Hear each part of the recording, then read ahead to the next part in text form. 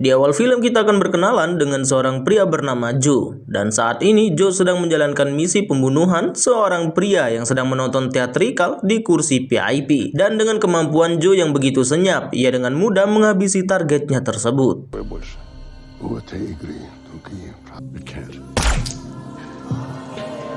Dalam pelariannya, Joe merasa pusing dan keadaan seketika menjadi kacau saat ajudan si target tahu kalau bosnya sudah tewas. Tapi saat keadaan kacau, Joe masih bersikap tenang dan malah sempat menolong seorang gadis yang terjatuh. Dan ini awal kejadian yang akan mengubah kehidupan Joe. Hey, what's your name? Joe. Thank you. Besok harinya, Joe pergi ke dokter untuk memeriksa rasa sakit kepalanya. Namun setelah menjalani beberapa tes, belum ditemukan penyakit yang begitu serius pada diri Joe. Pulang dari sana, Joe mengembalikan HP milik wanita yang ia tolong waktu itu. Dan hubungan mereka juga berlanjut lebih dalam. Dari makan malam bersama sampai ichikiwir bersama. Asik. Besok harinya, Joe mendapat kabar dari dokter bahwa ia mengidap penyakit dengan nama rumit yaitu Creutzfeldt-Jakob. Dan ternyata penyakit itu berujung kematian dan belum ditemukan obatnya. Menerima kabar tersebut, Joe berniat pensiun dari profesinya sebagai pembunuh bayaran dan menyampaikan kepada temannya yaitu Om Botak agar menjadikan dia sebagai target operasi dan siap membayar sebanyak $2 juta.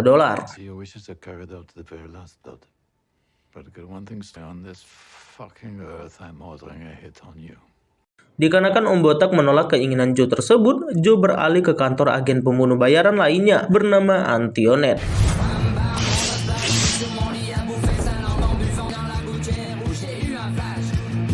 Dan memberikan penawaran yang sama, dan Antionet langsung menerima tawaran tersebut. Ditambah lagi, ternyata Joe adalah orang yang membunuh ayah Antionet dahulu. Who do you want retired?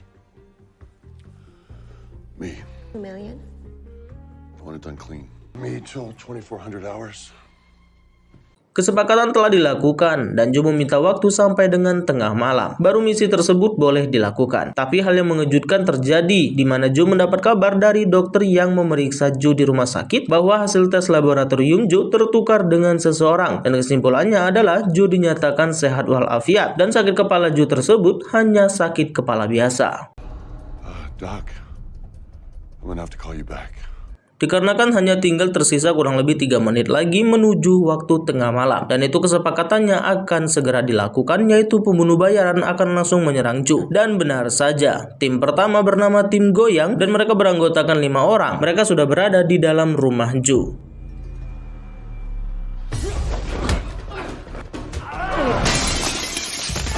Namun sangat disayangkan, dikarenakan dari nama saja mereka tidak meyakinkan bagi kelompok pembunuh. Begitu juga dengan kemampuan mereka yang mana Joe dengan mudah menghabisi mereka semua.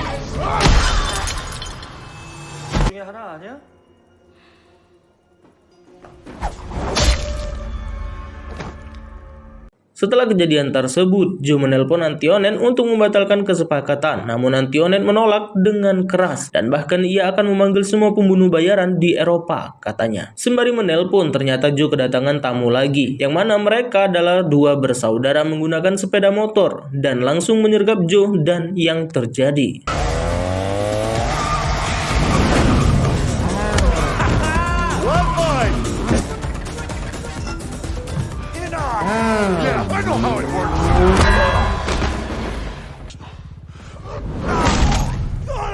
Namun ternyata 2 bersaudara itu bukanlah lawan setimpal bagi Joe, dikarenakan dengan mudah Joe menyelesaikan mereka hanya dengan 1 pijakan dan 1 pukulan.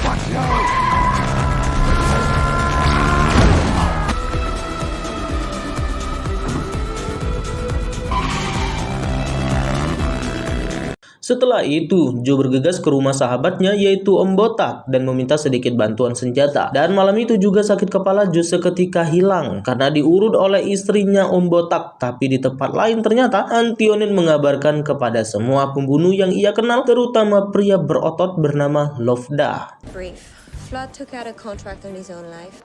It's Love Doll. Love Doll. Rencana pertama Joe adalah memancing para pembunuh datang ke sebuah kastil agar bebas beraksi, dan benar saja pembunuh pertama hadir dan langsung melakukan penyergapan. Tapi walaupun mereka berdua, masih Joe yang dominan dalam pertempuran. Mess with the bull.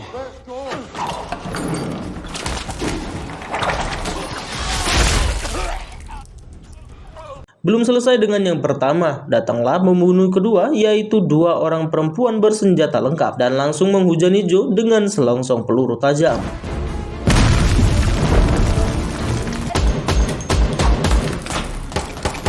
Namun dengan mudah Joe juga menghabisi mereka dengan jebakan dan senjata mereka sendiri.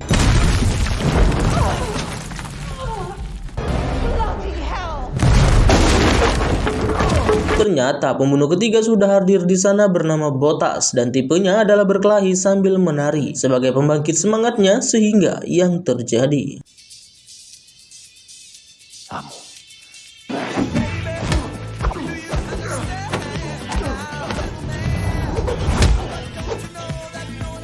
Memang melawan Botas agak kewalahan dikarenakan gerakannya yang lincah, namun ternyata Botas juga tewas dengan jebakan bom yang sudah Joe persiapkan.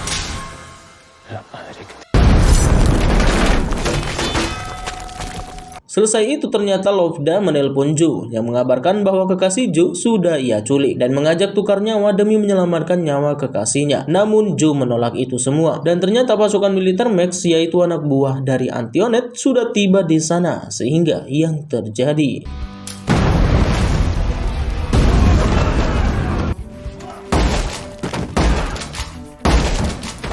Joe menyempatkan diri bertemu Lovda untuk bertukar nyawa dengan kekasihnya. Dan saat bernego tiba-tiba Lovda ditabrak dari belakang. Dan ternyata itu kekasih Joe dan mereka berhasil kabur dari sana.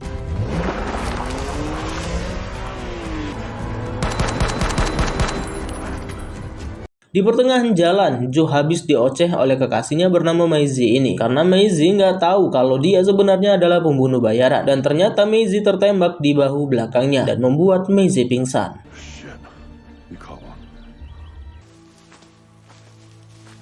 Lalu kemudian Joe membawa Maisie ke sebuah gereja dan Maisie sadar di sana dan langsung diajak nikah oleh Joe. Waduh, sempat-sempatnya.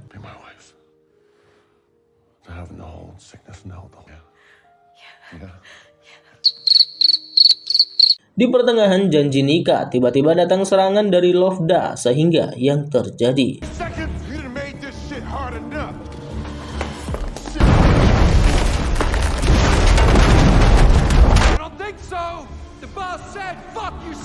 Ternyata tidak hanya Lovda, namun ada Max dan anak buahnya juga. Namun kali ini Max dan Lovda juga saling serang dikarenakan merebutkan hadiah sebesar $6 juta jika berhasil membunuh Joe. Pertempuran terjadi segitiga antara Joe, Lovda, dan Max.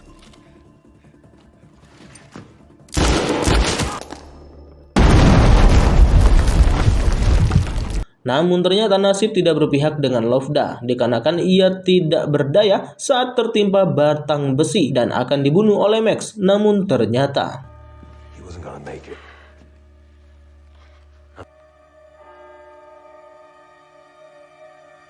saat kritis itulah Joe dan Max berhadapan, tapi sayang pistol Joe habis peluru, tapi Joe terselamatkan oleh Maisie.